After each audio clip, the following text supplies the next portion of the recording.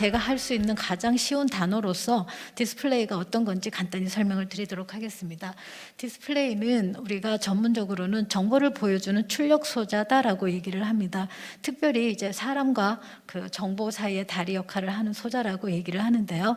우리 사람은 그 눈으로서 많은 시각적인 정보를 얻는데 눈은 이제 가시광선 정보를 받을 수 있게 되죠.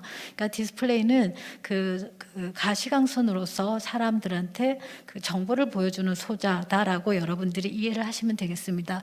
여기 이제 많은 정보가 있고요. 그리고 이 정보가 디스플레이를 통해서 특히 이제 디스플레이 중에서도 가시광선 RGB를 우리 눈으로 도착했을 때 정보를 얻을 수 있기 때문에 그래서 이제 우리가 정보를 보여주는 어떤 그 굉장히 중요한 다리 역할이라고 할 수 있겠는데요.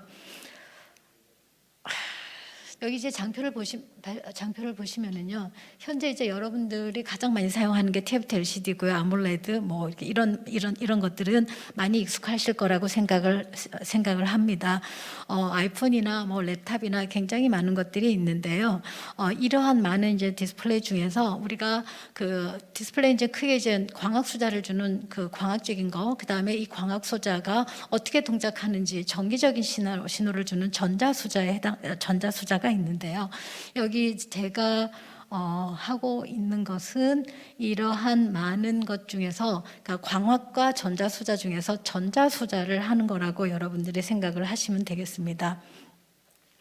디스플레이 내부를 제가 간단히 좀 먼저 설명을 해야 될 필요가 있는데요. 이게 이제 TV라고 뭐 TV건 아니면 모바일 폰이건 디스플레이라고 하면 여기 인사이드를 들여다보면 여기 이제 RGB 표현된 것처럼 광학적인 소자를 볼 수가 있고요. 정기적 신호를 가하는 것, 그러니까 그 광학적인 정보를 주는 소자에 정기적인 시그널을 주는 것을 우리가 전자소자라고 여러분들이 이해를 하시면 되겠습니다. 그러니까 과연 그럼 이런 전자소자를 누구한테 주느냐? 광학소자한테 주겠죠. 그러면 빨간색, 뭐 초록색, 블루 이러한 거를 꺼질 거냐, 켜질 거냐, 그 다음에 켜질 거면 얼마나 밝게 켜질 건가, 이러한 것을 모두 다 컨트롤하는 것이 디스플레이에 들어있는 전자소자라고 생각을 하면 되겠습니다. 반도체에서는 실리콘을 사용한 그 트랜지스터를 사용을 하고 있지만 디스플레이에서는 우리가 이제 그 장비를 통해서 뭐 2m, 3m 되는 유리기판에도 증착이 가능한 방막 반도체를 사용을 해서 이러한 트랜지스터를 만들고 있습니다. 트랜지스터가 하는 역할을 좀 제가 어떻게 하면 쉽게 보여줄 수 있는지 자료를 막 찾다가 삼성 디스플레이 모 연구원께서 그 보여준 자료가 있는데요. 그 물이 지나가는 거를 생각을 하시면 이제 물이 그 전자 신호를 전달하는 캐리어라고 얘기를 한다면 저기서 보시는 것 같이 게이트라는 밸브가 있고 이러한 밸브를 열면 이제 물이 지나갈 거고 그 말은 전자수자에 비유를 하게 되면은 그 캐리어가 지나가게 되겠죠. 그러니까 게이트를 얼마나 많이 열 거냐, 많이 열면 캐리어가 많이 들어가고 많이 지나가게 될 겁니다.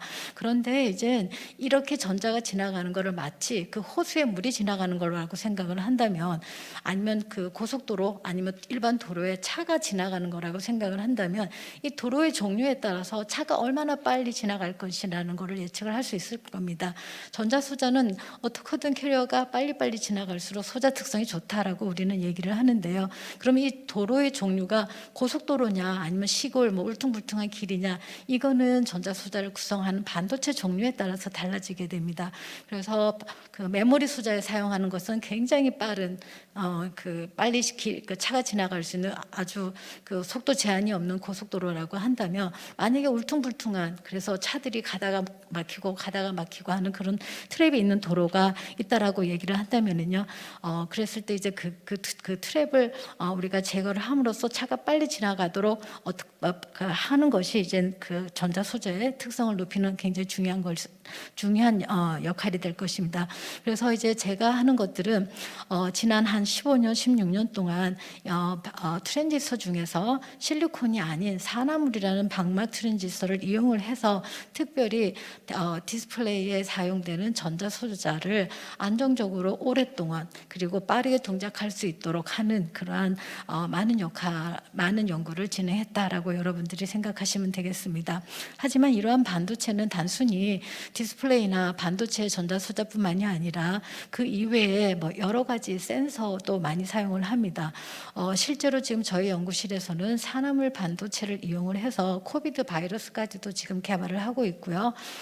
특히 이제 IoT 시대에 그 생체 인증 보안이 굉장히 중요하기 때문에 생체 인증도 아주 중요하게 되는데요. 이런 산화물 반도체를 이용한 전자소자로서 그 정맥이나 아니면 지문 이런 것을 인지할 수 있는 그런 센서조차도 저희가 만들 수가 있거든요.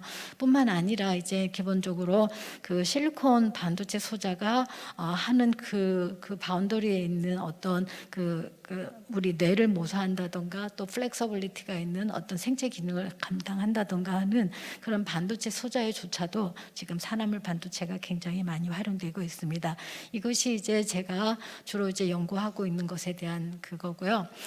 지난 30대, 40대, 50대 디스플레이 세월가 이제 많이 했고 제 인생의 이제 여정은 현재는 이러한 디스플레이는 산화물이, 이러한 디스플레이는 뭐 또 다른 그 트랜지스터가 사용이 되고 있지만 앞으로 이제 남아 있는 그 10년간의 연구 기간 동안 모든 디스플레이에 제가 연구하고 있는 산화물 트랜지스터를 사용을 하겠다라는 그런 거대한 꿈을 가지고 여태까지 이제 열심히 살고 있습니다. 뿐만 아니라 방금 말씀드린 그 여러 가지 그 센서에도 산화물 반도체로 대체를 함으로써 좀 더 그 인류의 그 생활에 컨트리뷰션을 할 수 있는 그런 그 연구자가 되고 싶은 것이 이제 저의 그 희망이라고 말씀드리겠습니다. 자, 그러면 이제 이게 마지막 장표인데요. 여러분 이 왼쪽에 있는 이 장표가 언제적 자료인지 혹시 생각이 됩니까? 지금 손목에 시계를 가지고 저 손목에 디스플레이를 가지고 있는데요.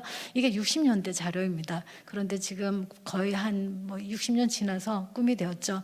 꿈을 꾸는 자에게 그 꿈은 꿈이 아니라 언젠가는 현실로 돌아올 거라는 거 신념을 가지고 여러분들 각자에서 하시는 연구 속에서 좋은 결과가 많이 있기를 응원하겠습니다. 경청해 주셔서 감사합니다.